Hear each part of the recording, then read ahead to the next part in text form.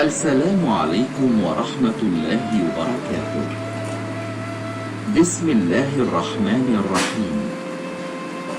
Saudaraku yang dirahmati Allah, hari ini Sabtu, 23 Zulhijjah 1443 Hijriah, 23 Juli 2022.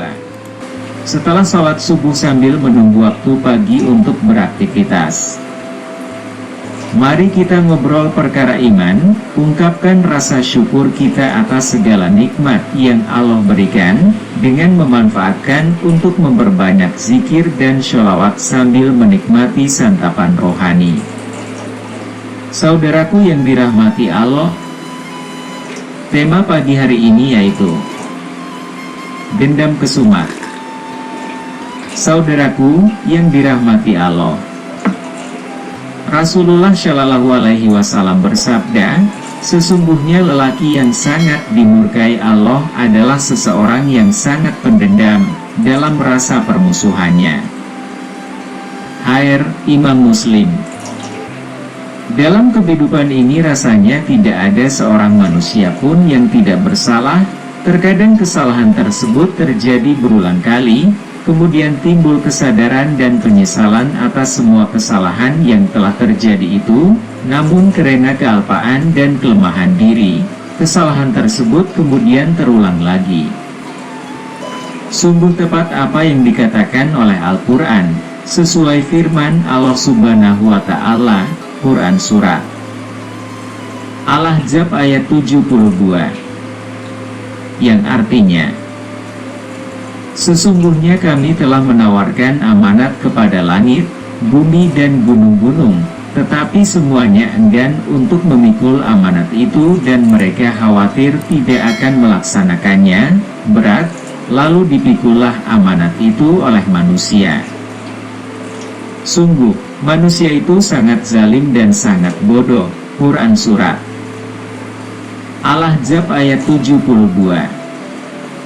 Sekalipun demikian kelakuan manusia, Allah Subhanahu wa Ta'ala masih membukakan pintu maaf, ampunan dan hidayahnya bagi manusia yang telah melakukan kesalahan itu dengan syarat manusia itu bersedia untuk minta ampun dan minta maaf.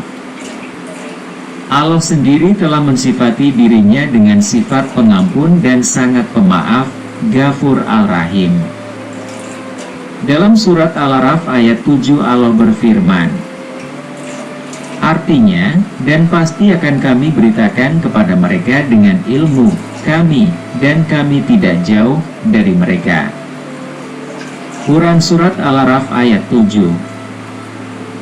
Bahkan dalam sebuah hadits qudsi Allah berfirman, sesungguhnya rahmatku mengalahkan kemarahanku.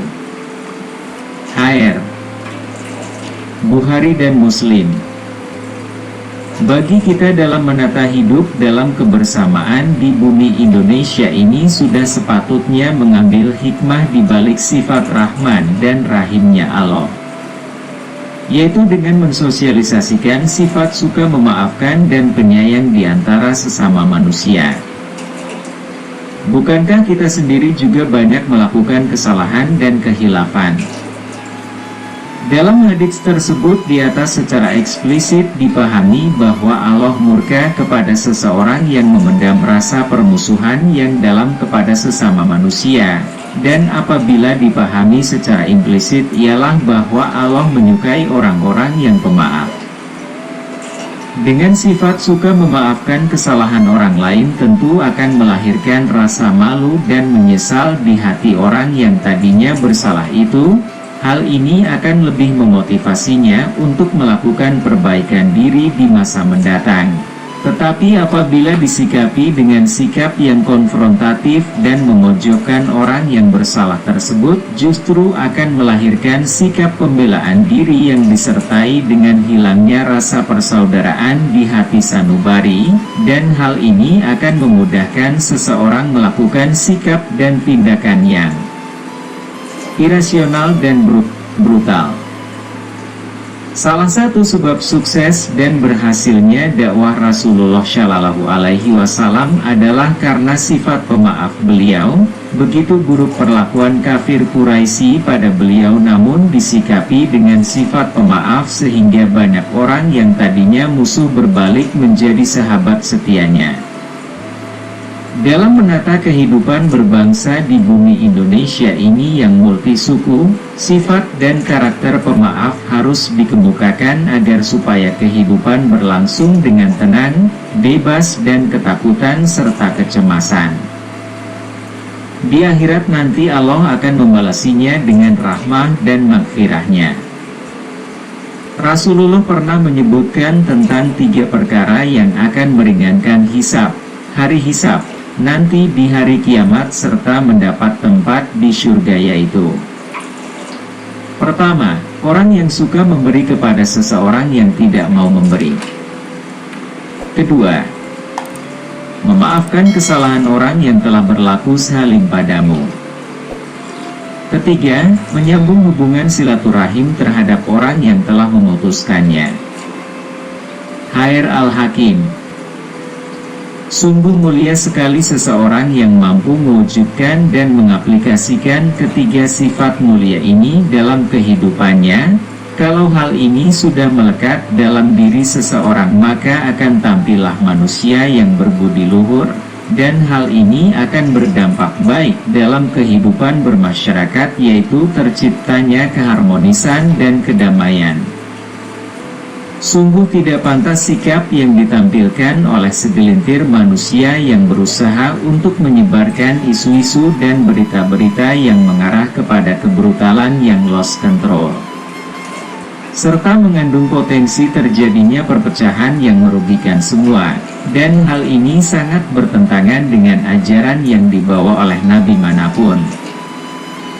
Untuk memelihara kesatuan dan kesejahteraan dalam kehidupan ini, marilah kita menjauhi sifat dendam dan rasa permusuhan, karena hal itu akan menghilangkan rasa damai dan rasa aman sehingga merugikan diri kita semua dan akan mendatangkan azab dan Allah Subhanahu wa Ta'ala.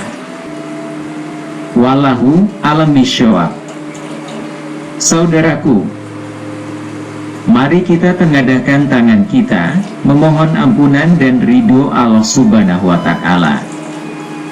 Ya Allah, kami mengetuk pintu langit-Mu dalam kehusyuan doa, mengawali pagi ini dengan penuh harapan. Dengan sepenuh hati kami panjatkan harapan dan doa. Ya Allah, kami memohon kepadamu, karunialah kami umur panjang yang berkah, iman yang sempurna, ilmu yang bermanfaat, rizki yang halalan thayyiban, anak yang soleh dan soleha, keluarga yang bahagia, doa yang mustajab, kesehatan yang berkesinambungan, keselamatan dan kesejahteraan di dunia dan di akhirat, serta ridhailah semua ibadah kami. Amin amin ya rabbal alamin. Demikian ngobrol perkara iman yang dapat saya sampaikan pada kesempatan ini. Semoga dapat bermanfaat bagi kita semua dan dapat kita aplikasikan dalam kehidupan sehari-hari.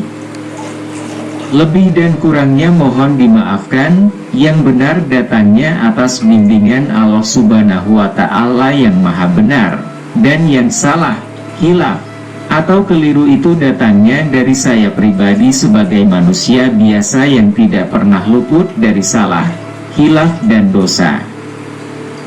Akhirul kalam, subhanakallahumma wa bihamdika, asyhadu alla ilaha anta, astagfiruka wa atubu ilaih. Walahul muwaffiq ila aqwamit thariq. Wassalamualaikum warahmatullahi wabarakatuh. Salam sehat selalu. Semoga bermanfaat.